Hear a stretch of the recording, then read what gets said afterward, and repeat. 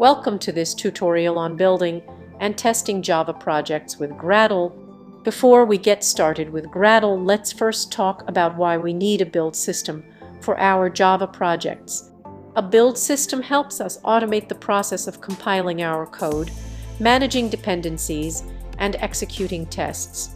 Gradle is a popular build system that uses Groovy script to define build configurations and tasks. To get started with Gradle, we first need to install it. You can download and install it from the official website or use a package manager like Homebrew. Once installed, we can create our Gradle project using the Gradle init command in the terminal.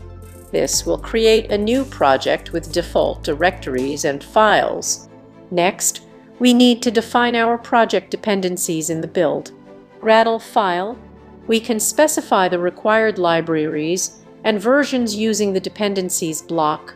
We can then define our build tasks in the same build Gradle file.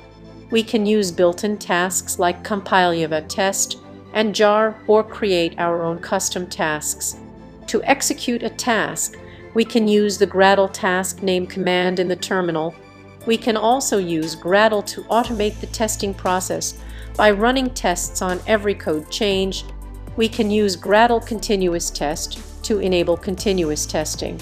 In conclusion, Gradle is a powerful and flexible build system that can help us automate our Java project builds and tests.